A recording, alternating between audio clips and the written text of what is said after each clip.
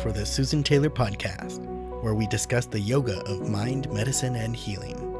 Author of Feeling Good Matters, Sexual Radiance, and the Vital Energy Program, Dr. Taylor imparts authentic knowledge and practical tools that inspire, educate, and empower us to be a healing force for positive change.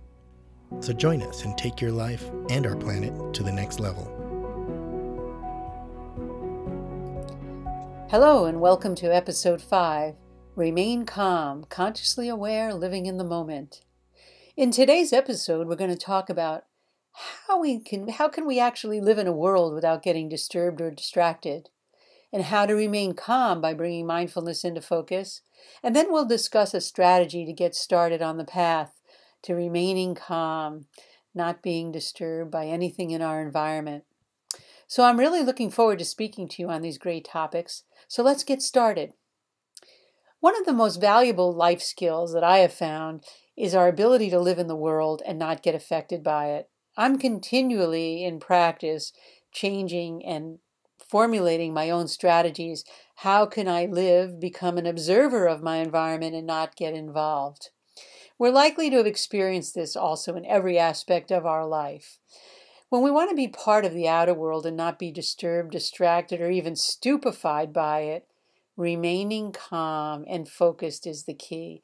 And I like to say remain calm because it's in Ayurveda, calmness is one of the keys to the best of health.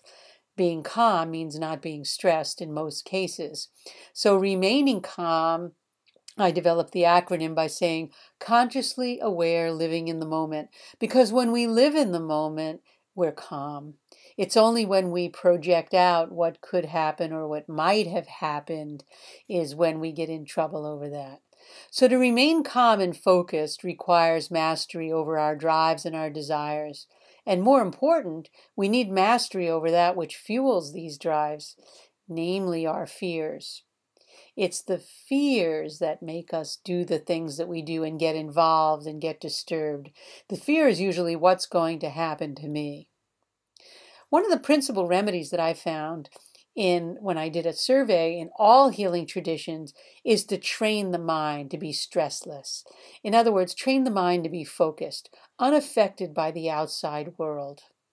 In other words, not to always be in that vigilant place of fighting or fleeing, no matter what happens. Even Western medicine today, the reductionist approach, deals with disease, in a way where they acknowledge stress as a cause for these problems. They're actually saying that stress causes and contributes to physiological events, and when it's left unchecked, leads to disease. I teach that in many of our teachings that we do when I talk about the stress response. So they look at it from that way. However, their solution varies compared to the ancient models of whether it be traditional Chinese medicine or Ayurvedic medicine, where they work with the whole organism, the whole body.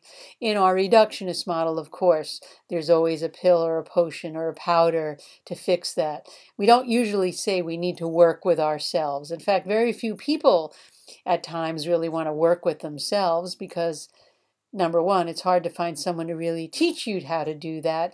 And secondly, it requires effort.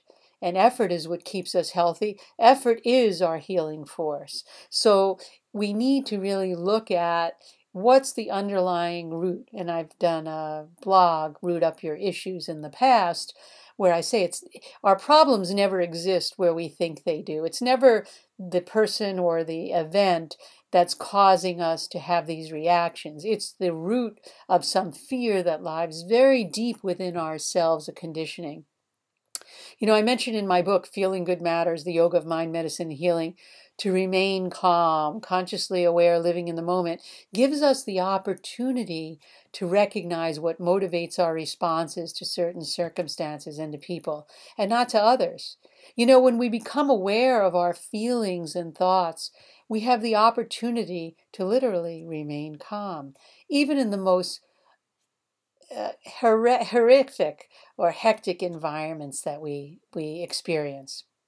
Awareness is the key here, and we know that awareness is the key to maintaining balance.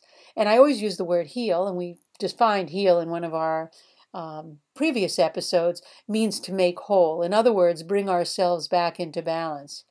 Awareness allows us to gain access to this inner core of our being, and it helps us to untie those knots that bind our heart from being happy and joyful.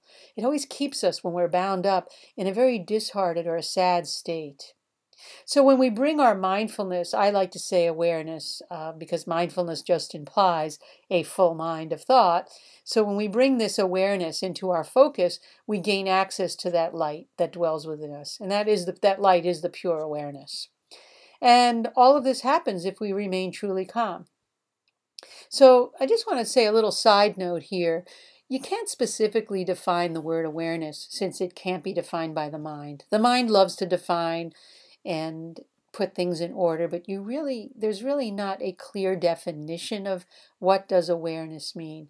So when I say remain calm, here I'm defining calm as being in that state of awareness, but in that state we become the witness. The awareness is the witness, the witnesser, the person who's doing the witnessing. It's more the one who's observing, not the object of observation, nor the process of observation itself. It's the one, if I were to ask you to close your eyes now and watch your breath. If you're driving, please don't. But you would close your eyes and just watch your breath. Who's watching the breath? That's the awareness we're talking about. So pure awareness implies a recognition of the observer. Like I just said, the one who's doing the breathing, the thinking, the listening. And it's not to be mistaken for the object, in this case, the body or the brain. Nor even the process that's carried out by the mind. So we have to learn to remain calm. We can look at it from a perspective of stresslessness, okay? So we don't have stress. When you're consciously aware, living in the moment, when we live in the now, as Edgar Tolle had said, living in the now, we're consciously aware, we're in that moment. So stress will take a back seat. It's a rare occurrence these days, though, we're going to find not having stress, because we always feel like we're running far behind, getting a promotion, finding a new partner, buying a bigger house. FOMO, fear of missing out, as I said in our last podcast. So it seems like we're chasing the clock. But we do that even though we know remaining calm is the key to being happy. Life doesn't spoil us with constant success, with things going our way. On the contrary, there's often more pain than pleasure, and we aren't as well equipped to handle the situation, because we constantly have to maintain that then, right? So we learn how to live our lives without losing our true selves when we remain calm. Once we learn how to really do that without becoming, lost in the sea of, I always say, false prophets, these false illusions of what we can be, then we can really start enjoying our life. Again, the key is to be aware, and awareness can be trained with meditation. And talk about meditation more fully in our next podcast, but I'll mention some things here today, because that's one of the tools that we have in our lifestyle. And we'll talk about more things like nutrition and diet and herbs in podcasts to come, in maintaining the healing force within our own life. So how does meditation work? Well, when we meditate, we come to know the workings of our mind. Very few people don't take the time to study the workings of the mind. If you are trained systematically and learn the components of the mind field, then meditation can become a very good tool. For example, one aspect of our mind is called ego. Ego is a master identifier. That's where we get the this is mine, this is for me. It's about the I, me, mine generation. And what it does is it sends us searching for happiness in outside sources. So what we train ourselves in meditation, I'm just giving you one example, we polish the ego to let go of those concepts. This is me, this is mine, this makes me happy. Nothing makes you happy. You're choosing to be happy. So we must come to know that nothing is ours, because it's all transitory and subject to change. And true happiness comes from within us, and meditation teaches us that.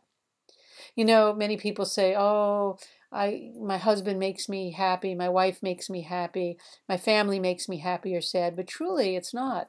It's our perception that creates these emotions. Because the same person that made you happy when you fell in love 20, 30 years ago, you look at them now and you might not have that. Well, what is it? Did the person change or did your perception change? So perception is what changes. And as we meditate, our perception does change, but we learn to be less judgmental. So meditation introduces us to ourself, the big self, who we are, and we learn to fully grasp this concept. We then are able to analyze the source of our disturbances and establish a more resilience, especially in times of disharmony, because things do come up that aren't very pleasant, but we learn to ride those waves a lot easier than getting knocked off the surfboard, as I used to say out on waves. So as I mentioned, our next podcast will be on meditation, but I wanted to address mindfulness and awareness just a little bit more and say that mindfulness is a very popular word today. But as I said, I prefer to use the word awareness since it encompasses more than mindfulness. It's one thing to be mindful of the world around us, our senses, our feelings, our thought constructs, even our immediate environment. But then there comes a point when we need to decide what we want to be mindful of.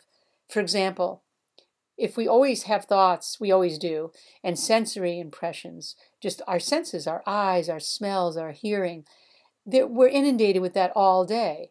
So it's important to be mindful of what's going on around us. But we don't want our life to be spent watching all of these outside influences that may come to mind. The reason why, it'll be a merry-go-round. You'll be spending your whole life being mindful of everything and not being focused on where you want to go. So a look at awareness, we really can't define it, as I said, but we could think of it as a light. And I'd like you to just think of this. There's an individual mind and a universal mind. And we have our individual mind. So if you think of it as molecules, and molecules like to attract like molecules. So think of your personal mind field within the whole universe. And out in that universe, all sorts of atoms are floating around. And then you have your individual mind. Now, if you choose to put positive in your individual mind, you will attract those atoms that are out in the universal mind floating around to come into your individual mind. If you allow doubt, worry, or anything negative coming in to your individual mind, it might just happen. It slips right in. If you have that happen to you, what happens is then you start attracting all these negative atoms from the outside, and then you think that they're your thoughts. And many times they're not. You just pick them up because the mind left an open door for that. So let's just keep that in mind. So what is a strategy to get started? There's a couple of things I came up with. We're bringing our mindfulness into focus. We create the awareness by deciding what we want to be mindful of. So there's an intention there. And we have an awareness. Hey, I'm going to start paying attention what I'm mindful of. Why do I want to be mindful of all the negative news on the internet? I want to be mindful of the positive things that are happening in the world. In other words, that's just an example. And when I work with that, I have students or clients, because I do private consultations, especially when I'm doing some executive coaching, what I'll have them do is focus on the space of their eyebrows, the eyebrow center. And we'll do a meditation, as I said, next time on this. But we focus our attention, and then we learn how to keep that light of awareness there. Because our mind doesn't wander. It's our awareness that wanders, not our mind. Keep that in mind also. See, these things need to be taught. There's a problem with focus. First, we're never taught. That's one of the big issues. And second, we never practice. So once we learn to practice and we're taught and we practice it, then we become a laser beam rather than a light bulb in life.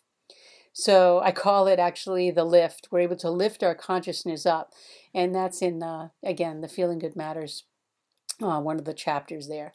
So when people are mindful of their thoughts in a stressful situation, I tell them, remain calm. And they use that.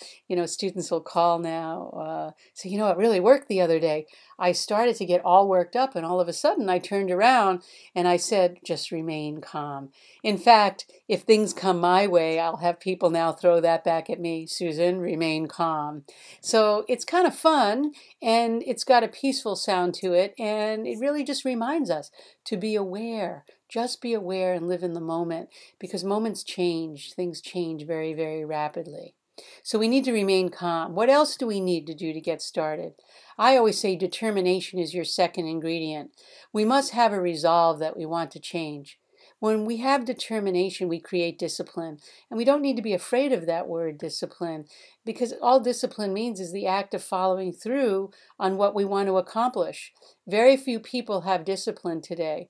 They call it studying, they call it, I'm just wanting to learn other things, but discipline is really following and really being direct on what you want to accomplish, not floating around the universe. So knowing our capacity is integral to our success, and that comes from a comfortable daily routine.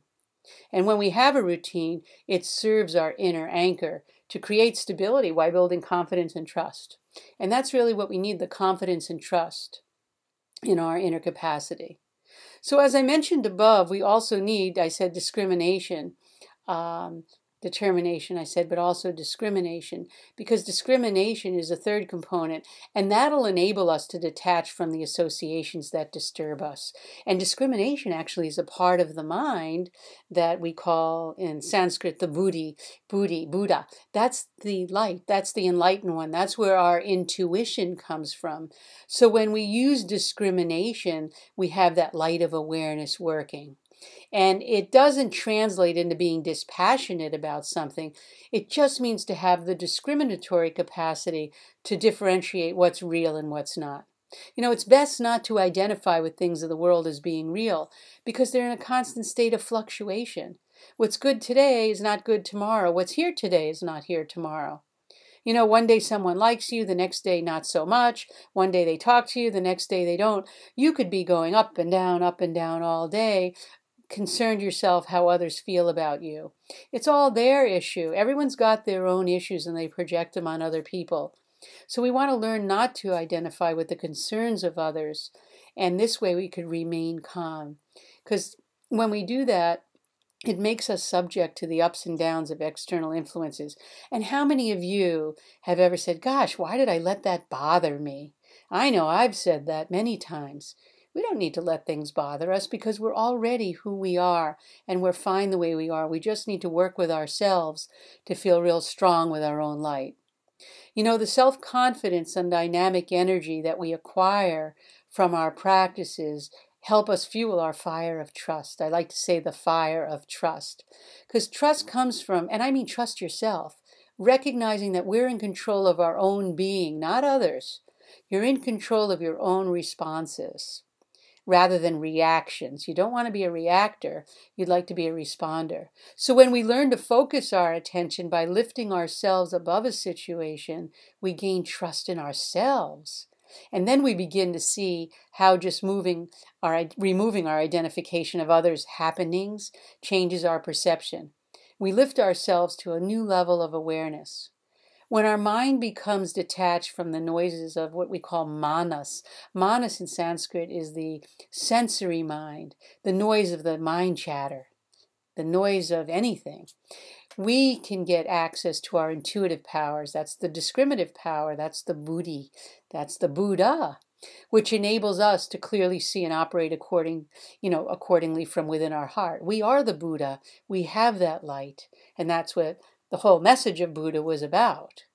So as we continue to be drawn outward in the world, we have to learn to be skillful if we're going to maintain our health and our healing force. So my advice is to pay attention to what you are doing and don't take any of human life for granted. Be aware and train your mind and have your mind stay focused, because the energy of the mind is the essence of life. And this brings us to the end of this episode. So if you'd like to get the podcast automatically, it's available on your favorite podcasts like iTunes, Google Play, Stitcher, and others. Or you can just go to susantaylor.org and click on the subscribe button. So contact us at susantaylor.org if you have any questions, comments, or feedback. And thanks for listening. The podcast comes out every week, and any questions, I'd love to hear any comments. So until next time, remain calm.